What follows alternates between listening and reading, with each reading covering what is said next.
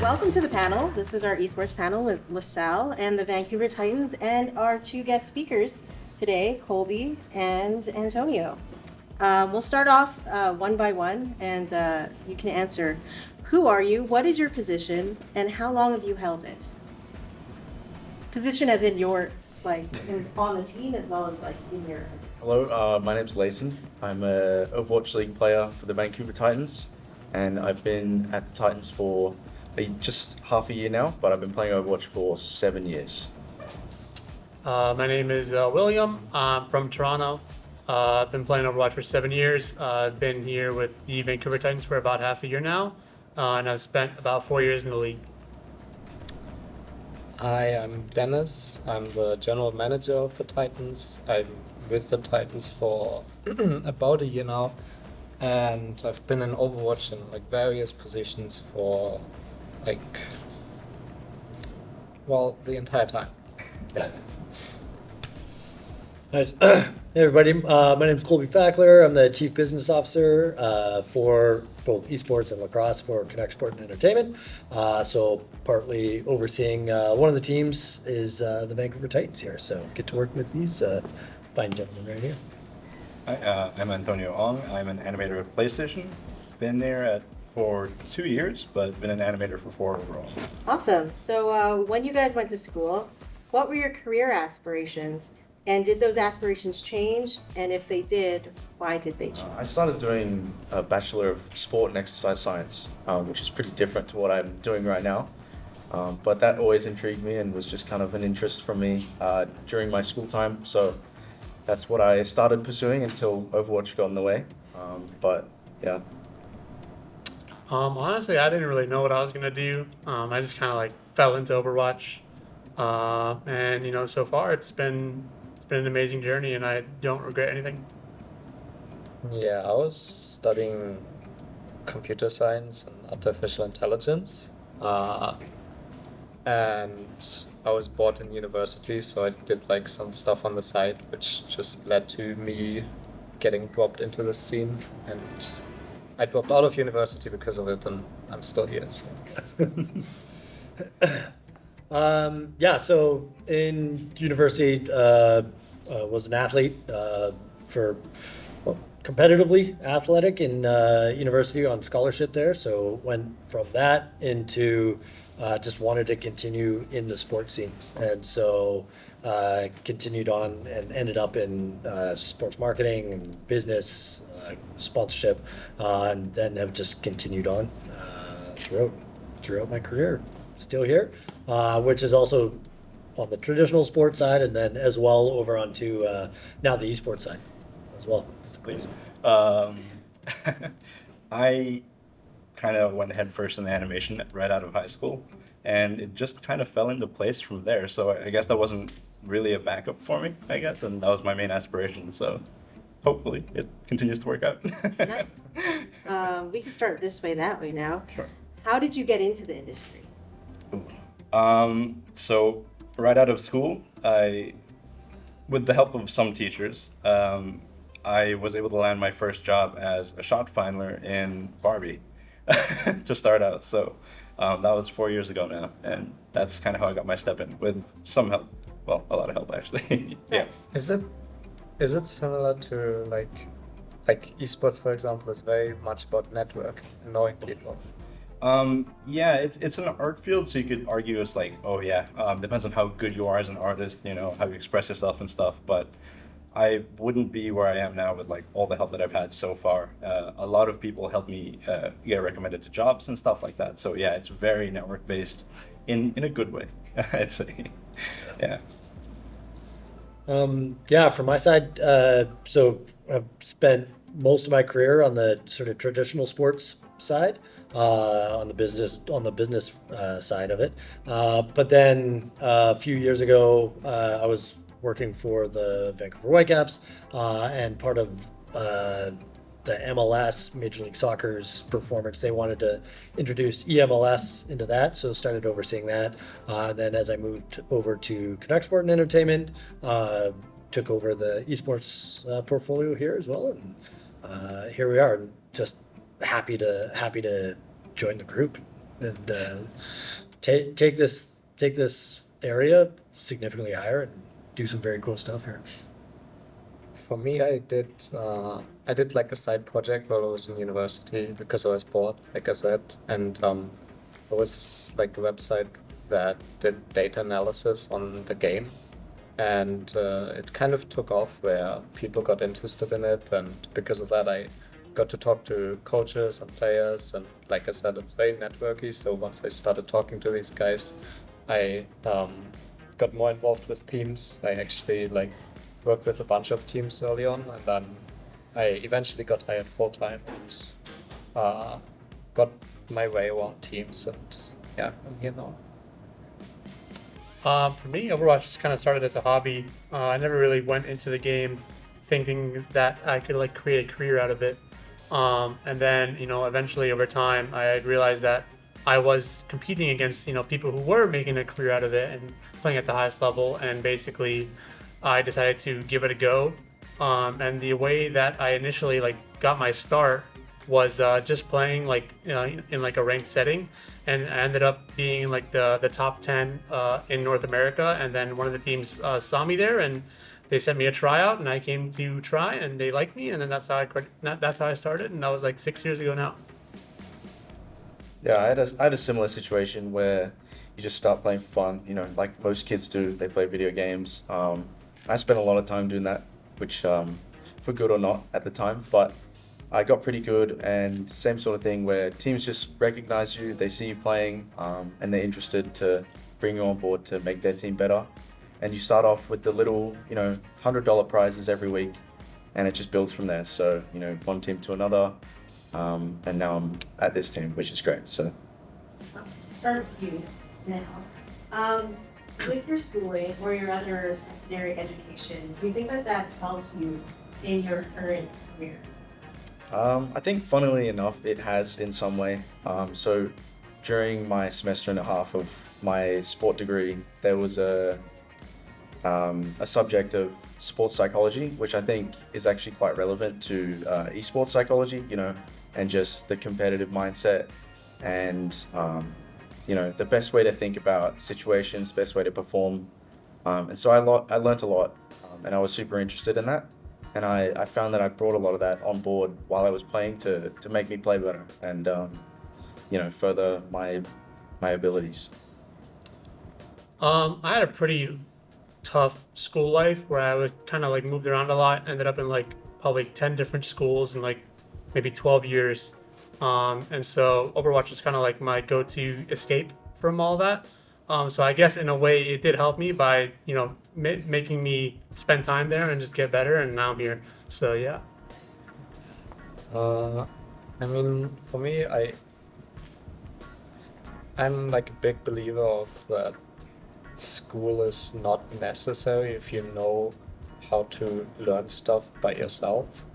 Like I'm very good at teaching myself from just reading stuff and reading material and getting into it in the same way. For me, school was helpful in the way that I got a lot of time because I already knew everything that was taught in school because I did it like I read the material before the year started basically. So I had a lot of time to figure out what I want to do in life, which is good. But at the same time, you could say it's kind of a waste of time. So I think school can be helpful, but it depends on the person. Really. Yeah, for mine, I think a lot of it came down to, some of the fundamental things that you learn in school, whether it's, secondary school, post-secondary, is really just a lot of that teamwork, the group-based, project-based side of things, and that's transferable across the board. So I think from there, the ability to take those aspects and those learnings, regardless of what subject matter it might be in, and to be able to transfer it over into the workplace, or in our case, the esports space, is fundamental. Like just literally working well with others, how to run a project, work back schedules, a lot of those things, whether you're, maybe an animator and on movies or, esports side, setting up training schedules, right? Like all of those things are pretty fundamental that you can cross-reference regardless of what subject matter you might be studying. Well, I'm with Dennis in that. Like it's a lot of you can learn a lot of what you get out of school like online or just by yourself, but the biggest thing is learning what you don't know once you get out of school. Yeah. In that sense, and it's kind of like trial by fire at that point. But it's a good environment where you get to meet people, like-minded people and stuff like that, where you get to explore these different styles of learning and how you absorb like new information and develop your skills. So I guess that's like the main thing that I got from it in that sense, just like career development in a sense, more than like actual knowledge, you know.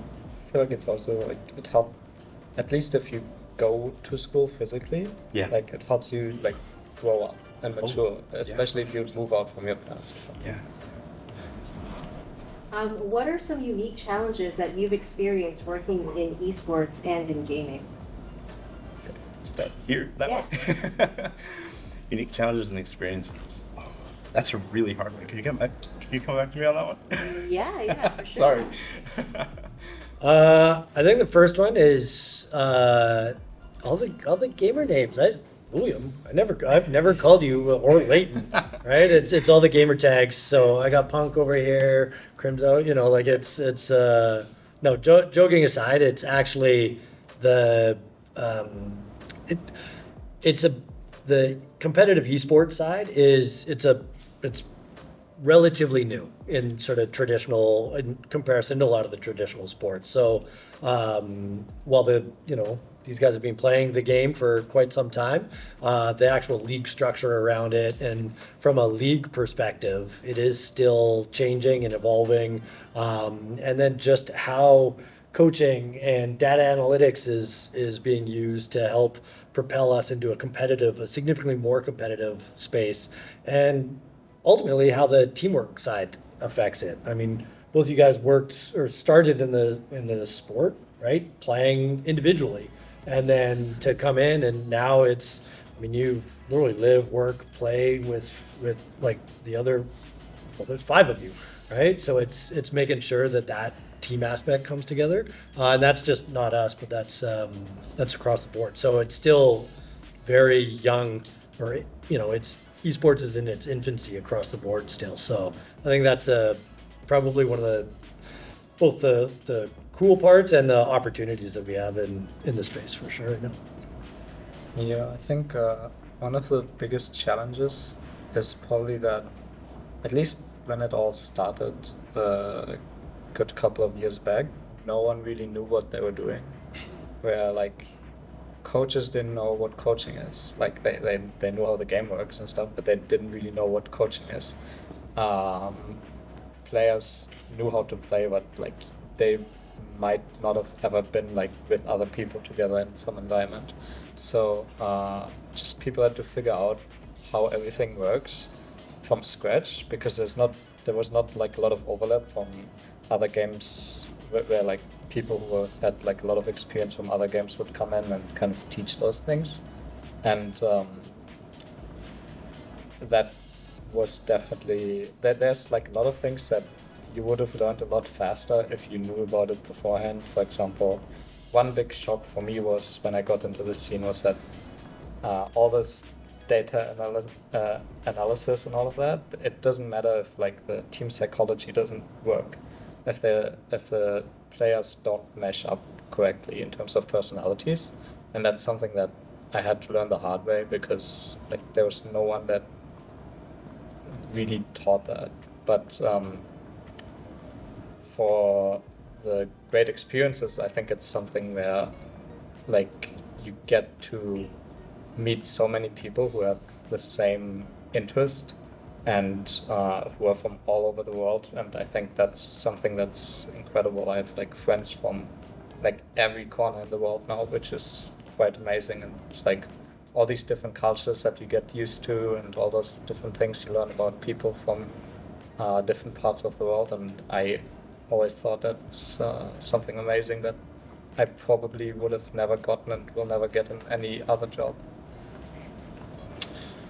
For me, I think there's a very unique problem with esports and it's very much unlike, kind of like traditional sports, and it's the fact that your job is also your hobby. So basically, like you're gonna go and you're gonna go with your team, practice every single day, up to like 8 to 10 hours a day almost, and then when you're done that your go-to is also just playing the game by yourself. So it's really tricky to kind of like, and there is no like real clear cut like answer of like what to really do, and it just kind of like depends on the person. But there's a very serious like issue in terms of like people like kind of like losing passion or burning out, where they're going too hard and everything is like too close together, and it's something that I think no matter what game you look at, like it's a factor in every single esport.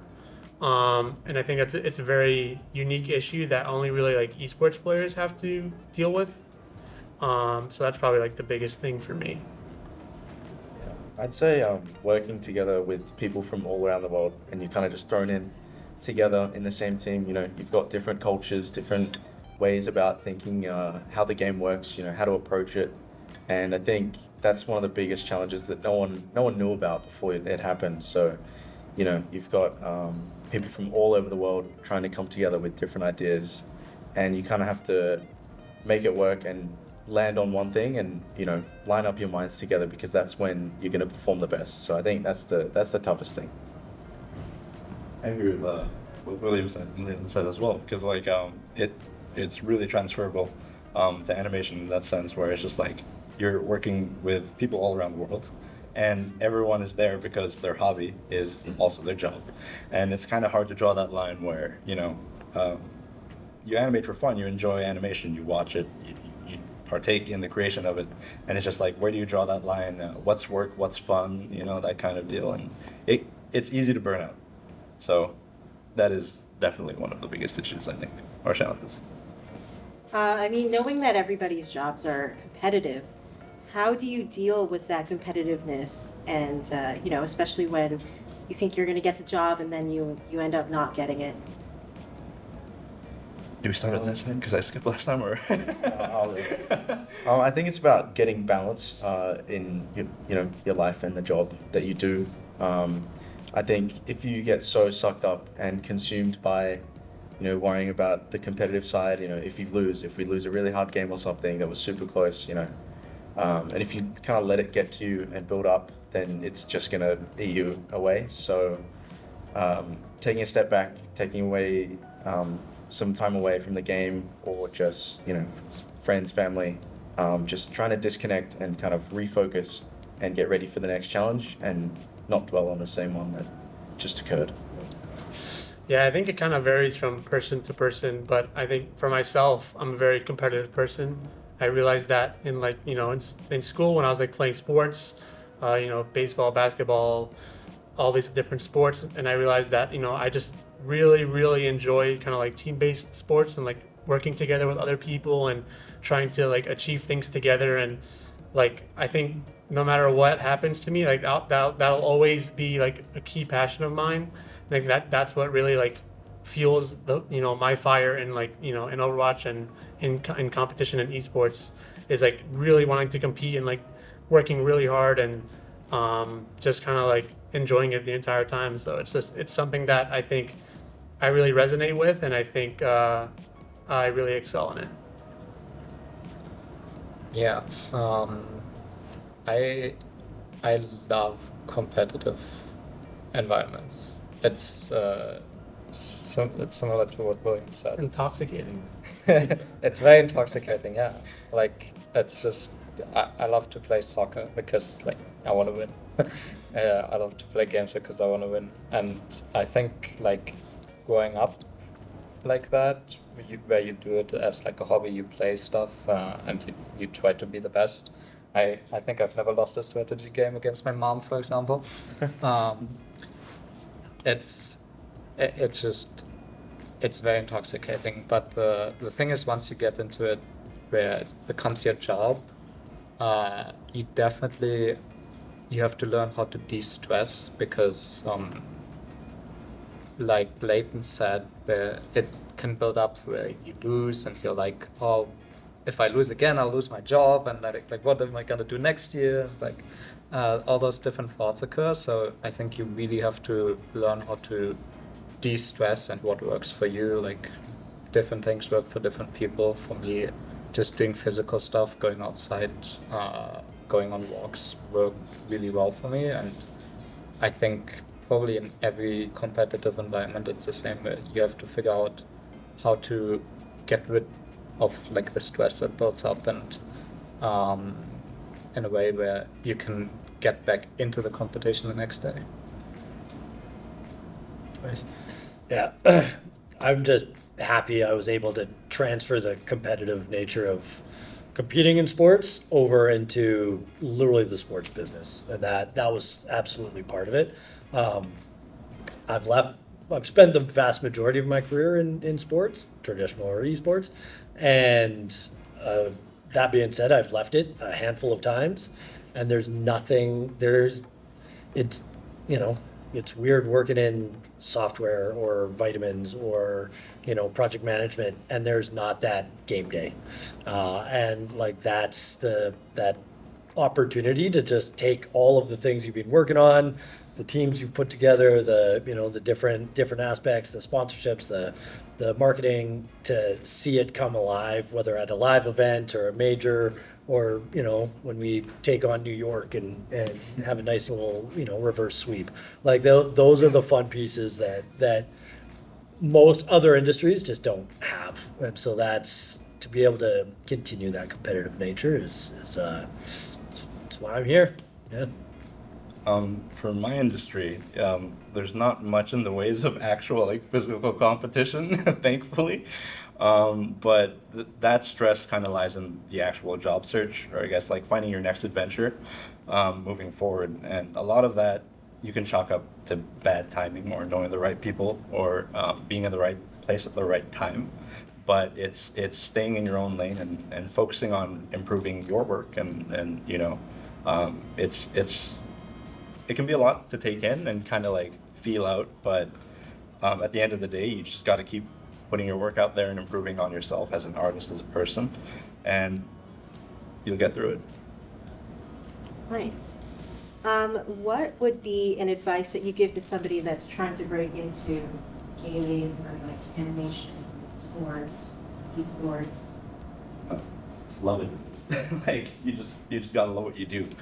For me, that from my experience at least, I'm sure there are a billion other ways like you can do this method or that method, but if you really, really, really love what you do at the end of the day, it shouldn't be hard to work towards, making your dream a reality in that sense. So there's not much to that answer, but that's the way I see it.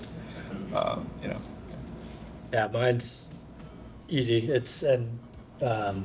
Dennis brought up earlier, like network, right? Like that's just get to know the simple fact that you were talking about, like you're now global network, right? Through this sport and through the community that you've built. It's the same thing. Every industry, no matter how big it is it can be quite small. We were talking about, the cross-pollination between friends that also work in the industry and everything else. And same with this side. It's the simple fact we've got someone from Australia, from Toronto, from Germany, it's an amazing opportunity to bring those things together. So if back to coming to LaSalle College, right, one of the best things you can do is just you're going to meet people from every part of the community that are all trying to get into game design or whatever the case, and they're all going to go off into the different locations, and some will have great careers in game design and some will go into other careers in different industries. But if you can maintain that network and maintain that community, you'll be able to use that referential point to at least have a conversation to find out how to get into sports, right? Like it's literally asking for a coffee and just tell me more. I'm interested in getting in, and what I found is regardless of the industry, most people are open to, hey, what do you want to know? Here's how I got in. Here's how, here's an opportunity. Happy to introduce you into, to somebody else who can also help you. I had his answer to mine. Yeah. It's a really good answer. For me, I kind of want to add on to what Antonio said, where my advice would be to just figure out what you're good at, like figure out what you want to do, because if you find something that you love, then and you pursue it like similar, like in that way, then you will end up being like good enough to kind of get a job in it. Aside from maybe trying to be a professional like athlete, I think that's a bit different, but because that takes a lot of dedication, a lot of time. But like any, let's say, normal job, if you find that you love something, then and you spend the time like researching it and spend the time like getting good at it, then which should be easier if you love it, then you should be eventually able to make a living off of it. I think, for me and just, for gaming in general, I think it's very easy to say like just practice, practice, practice, go play the game and stuff like that. But I think, nowadays there's so many ways to kind of like connect with people, especially like through social media and stuff like that. So like, if you do something crazy and you're trying to get noticed and you're trying to like, go pro and get into the scene, like it's really important to kind of like get people to know who you are. So I think, using various, social medias and, putting yourself out there and constantly trying to like get yourself, into the space is going to be really important for anybody that's wanting to, get into the space of, being a pro. So I think that's probably like one of the big things for me. Yeah, I'd just say go for it and get yourself out there. But also have a balance, because I've seen a lot of cases where people just play and they just do, they want it so bad that they just put all their resources into just playing, and it's not as efficient as if you would be to, balance and kind of have that life outside of it, and, get other skills while you're also trying to work towards it. So that's what I would say. Perfect. Anybody has any questions? I think we're done. That's it. Thank you. Yep. Thank you. Thanks, everybody. I would like to ask the guy on the end here what he's going to do after he's finished being a player. I'm